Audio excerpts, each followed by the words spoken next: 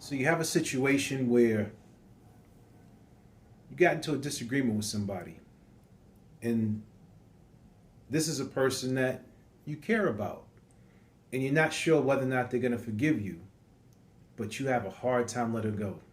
So this week on Motivation and Confidence, we're going to talk about 3 things you can do to let go. Stay tuned.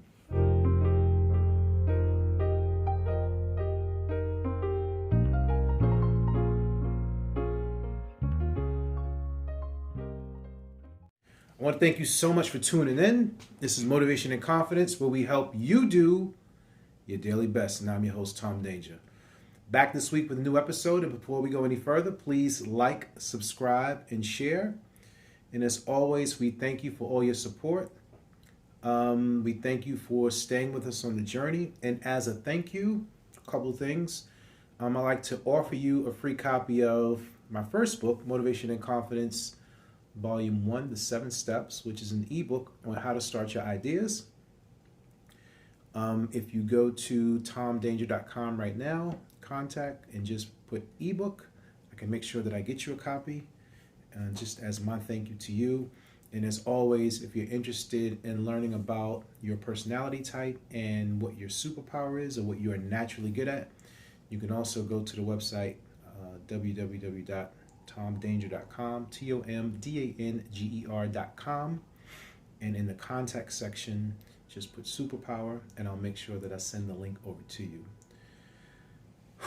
This one is a tough one. So you have that friend where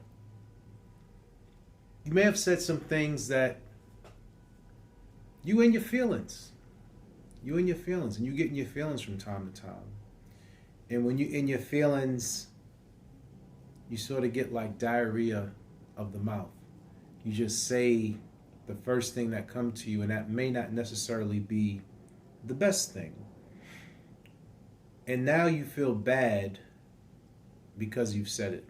You know, I just had a similar conversation with a loved one recently about this type of scenario. And it was pretty heartbreaking to see how hurt she was over this incident. So in looking at that, I figured that this week I would talk about it and offer you some guidance on 3 ways that you can deal with letting go. Sometimes you have to put into context the nature of the relationship. Like, not every situation and not every person, first off, is worthy of your time. Like sometimes you may feel as if you are super important and you're always on people's mind, but let's face it, like, a lot of us are selfish. Like, you really want things to be about you when it's not always about you. So sometimes you may think that something that you've discussed or said is hurtful toward a person, but actually it's all in your mind. Like, stop looking for confirmation from somebody to make you whole. And what do I mean by that? It's if you say something and you know that you didn't mean to say it and you've apologized for it, like, just leave it alone. Like, don't go back and forth. Don't beat yourself up because they haven't come back to you and say, like, okay, I forgive you, or this is cool, you don't have to worry about it, because your mind will play tricks on you. Your mind can literally send you down the rabbit hole to think that something is worse than what it actually is. You know, like, I was thinking about this with my wife. Like, sometimes when we have an evening together, she may be quiet and I may think that something's wrong. And admittedly, I am a workaholic. So when I finally come up from out of the water, I'll say, like, what's wrong? Like, what did I do now? And she'll say nothing, but I feel like something is wrong. Now maybe it is my guilt and not being focused on the quality time that I should be sharing with my wife. But in my mind, I just feel like something is wrong. All the way until like, it's almost like all night you're thinking about it. You're thinking like, man, like what's going on? Like, why are we not communicating?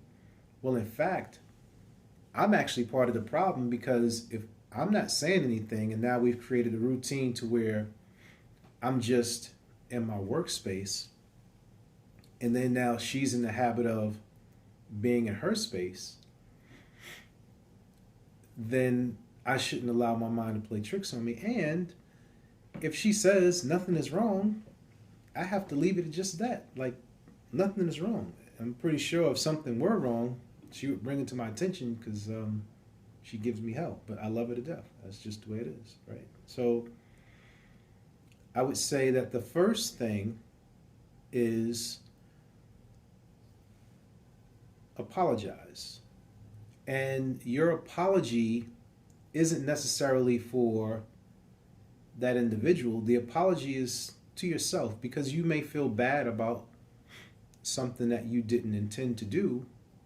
So you want to start your own healing process. Okay? Sometimes we do have relationships where the individuals that we're communicating with are not really good for us. And we have to evaluate those type of relationships.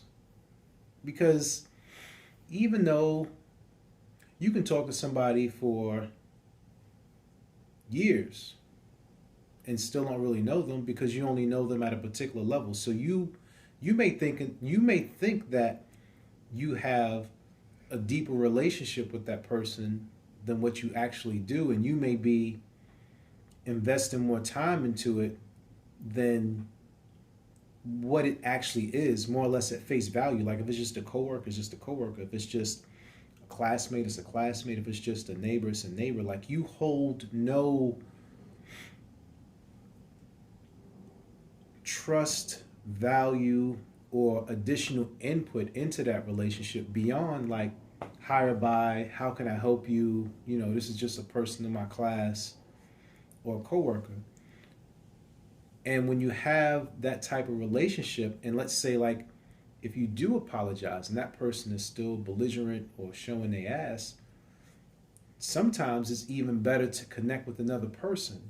Like remove yourself from that situation altogether, or from that individual, and surround yourself with other people that actually hold the things in value that you hold in value. Because, I mean, we have to face it, like, we have different values, and because we're at different points in our life, certain people may stress over certain things. Like certain people you may not stress over money, but that person may stress over money, where you may seem nonchalant about it. They may get upset because you ain't really tripping. But if you surround yourself with another person who's not really tripping about money, and then you have a conversation about it, then it's just a casual conversation, because now you have something that's also in common, right? So, one, forgive for yourself. Two, sometimes you have to change the people that you're around, because not all relationships are beneficial for both parties, and people have a season and a reason to be in your life. And sometimes when you have disagreements or falling out, that just may be a sign that the season for that person to be in your life is actually over. Okay? And some of you are really hard on yourself. Like you get really emotional, and there's nothing wrong with expressing your emotions, but if you feel as if you are like beating yourself up and you're crying and it's hard for you to get through a day, I'm a strong believer in get some help, right? And let's not confuse help with talking to a friend or family member. While it's cool because it's comfortable, you can let your guard down and express to people how you feel, but a professional can guide you in a direction toward the healing process. Because if you put your business in the hands of the wrong individual, they will take that information and then use it against you. No matter how cool you think that person is, no matter how close you are, like, again, because people are self-serving, they'll take and be like, oh, I remember. So if I say this to you, I can push your buttons, because now you've disclosed that information to them when it's not even something that you should be telling someone else. And this is especially true for relationships. Like, when you have a problem in your marriage, your relationship, don't be telling your homeboys, your homegirls, your family, none of that. Talk to your partner, and if you and your partner can't settle it, get an outside party, a professional, to come in and help you. Okay? So to restate, forgive, find new company, and if need be, get professional help. What else would you add to the list? And or what other subjects or people would you like to see featured on the podcast? We're on the road to 200, so we're very excited about that. This is Motivation and Confidence, where we help you do your daily best.